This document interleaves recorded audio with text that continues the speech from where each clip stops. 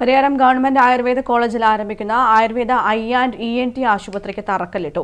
ആരോഗ്യ വകുപ്പ് മന്ത്രി വീണ ജോർജ് ഓൺലൈനായി ഉദ്ഘാടനം ചെയ്തു.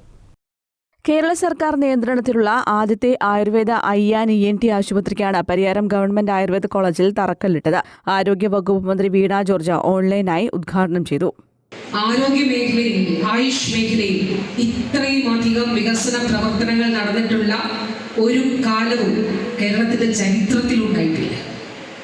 ആയുഷ് മേഖലയിലും ആരോഗ്യ മേഖലയിലും നമ്മുടെ എല്ലാ ആരോഗ്യ കേന്ദ്രങ്ങളെയും ബഹുമാനപ്പെട്ട MLA ഇവിടെ പറഞ്ഞു, നമ്മുടെ വിതുര താലൂക്ക് ആശുപത്രി, ആ താലൂക്ക് ആശുപത്രിയിൽ ഡയാലിസിസ് സേവനം ഉണ്ടാകണം.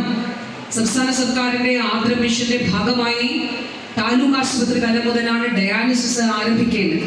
നാഷണൽ ആയുഷ് മിഷന്റെ പ്ലാനിൽ 2.60 കോടി രൂപയാണ് പദ്ധതിക്കായി സർക്കാർ അനുവദിച്ചത്. ഓരോ വിഭാഗത്തിലുമുള്ള രോഗികളെ പരിശോധിക്കാനുള്ള പ്രത്യേക മുറികൾ, കാത്തിരിപ്പ് ഹാൾ, സ്റ്റോർ, ഫാർമസി, കണ്ണട വിഭാഗം, ലിഫ്റ്റ്, ഓപ്പറേഷൻ തിയേറ്റർ തുടങ്ങിയ സൗകര്യങ്ങളുള്ള 3 നില കെട്ടിടമാണ് ഒരുക്കുക. പരിശോധനകൾക്ക് അത്യാധുനിക ഉപകരണങ്ങളും ലഭ്യമാകും. 7216 സ്ക്വയർ ഫീറ്റ് വിസ്തീർണമുള്ള ആശുപത്രി കെട്ടിടത്തിന്റെ നിർമ്മാണം HLL ലൈഫ് കെയർ ലിമിറ്റഡ് ആണ് ഏറ്റെടുത്തിരിക്കുന്നത്. പരിയാരത്ത് നടന്ന ചടങ്ങിൽ വിജിൻ MLA ശിലാഫലകം അനാച്ഛാദനം ചെയ്തു. College principal doctor Sunitha VK, Kannur ജില്ലാ panchayat president advocate KK Rathnakumari, T Sulaja, doctor Ajith Kumar KC, PP Damodaran, T Rajan തുടങ്ങിയവർ സംസാരിച്ചു. News bureau, Taliparamba.